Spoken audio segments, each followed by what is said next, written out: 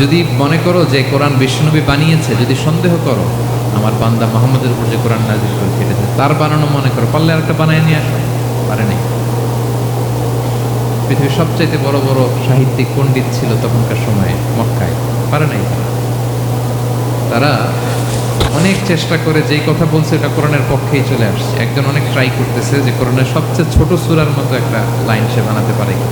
সবচেয়ে ছোট সূরা কোনটা?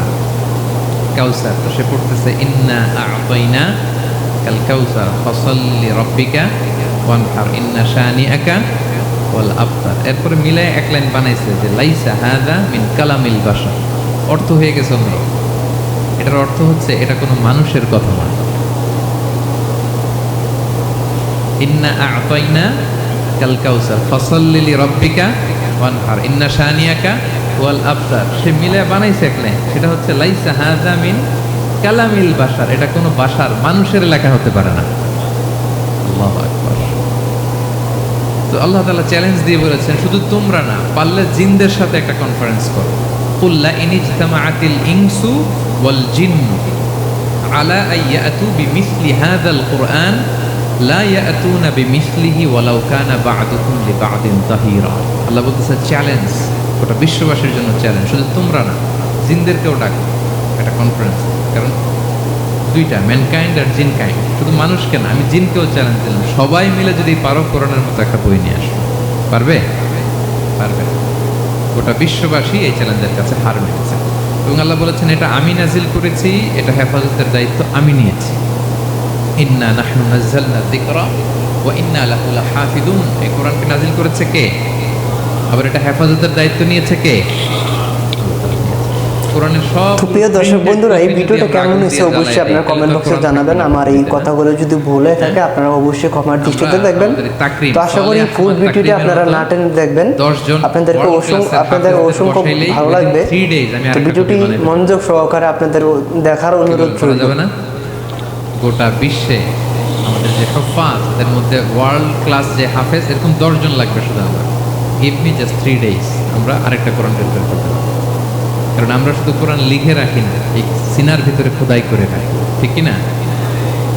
এবং হাফেজে কোরআনের সংখ্যা পৃথিবীতে বাড়ছে। পৃথিবীতে কোন দেশে সবচেয়ে বেশি হাফেজ জানেন আপনারা?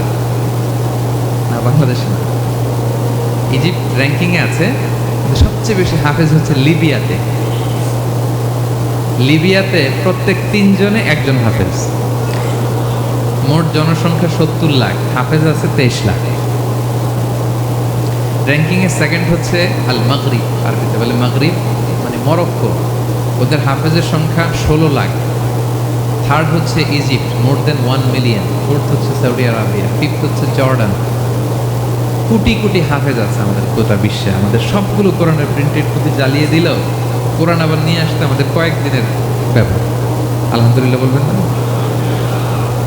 এই কোরআনের ভিতরে আল্লাহ তাআলা শিফা রেখেছেন রহমত। আল্লাহ বলেন অনুনাজ্জিলু মিনাল কুরআনি মা হুয়া শিফাউন ওয়া রাহমাতুল লিল মুমিনিন ওয়া লা ইয়াজিদুল যালিমিনা ইল্লা খাসার। আমি এই কোরআনের ভিতরে শিফা রেখে দিয়েছি, রহমত রেখে দিয়েছি। সূরাতুল ফাতিহাকে বলা হয় সূরাতুশ শিফা। অসুস্থ ব্যক্তির গায়ে আপনি ফু দিতে দেরি, সুস্থ হতে দেরি হয় না। কিন্তু ওই ইমানটা থাকতে হবে, ওই ইমান নিয়ে, ওই আমল নিয়ে যদি আপনি রিসাইট করে ফু দেন, আল্লাহ তাআলা সুস্থ করে দেবেন। এবং এই কোরআন আপনাকে বিপদ থেকে উদ্ধার করতে পারে, কারণ কোরআন আল্লাহর সিফাত, এটা আল্লাহর একটা সিফাত। এটা পরে আপনি আমার কাছে দোয়া করলে আপনাকে বিপদ থেকে উদ্ধার করবে। আল্লাহ তাআলা বলছেন ওয়া ইযা ক্বারা'তাল কুরআনা জাআলনা বাইনাকা ওয়া বাইনাল্লাযীনা লা ইউমিনুনা বিল আখিরাতি হিজাবাম মাসতুরা। নবী হে, আপনি যখন কোরআন তেলাওয়াত করেন তখন আপনার আর কাফেরদের মাঝে আমি পর্দা ঢেলে দিই। পর্দা, কাফেররা আপনারা দেখে না। সুবহানাল্লাহ। সূরা লাহাব যখন নাজিল হলো, তাব্বাত ইয়াদা আবি লাহাবি ওয়া তাব, ধ্বংস হোক, নিপাত যাক আবু লাহাবের 2 হাত। আবু লাহাব কে ছিল বলেন তো? বিশ্বনবীর চাচা।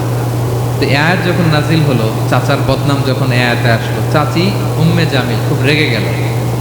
সে যখন নমুসলিমদের কাছে শুনতে আরম্ভ করলো, কি আমার স্বামীর ব্যাপারে কটূক্তি, আজকে মুহাম্মদের খবর আছে। আতাইনা ওয়া আবাইনা ওয়া আমরাহু কালাইনা, আজকে মুহাম্মদের একদিন আর আমার একদিন, একটা স্পরস্পর করে যাব। রেগে মেগে যাত্রের মহিলা ছিলেন, আসতেছে।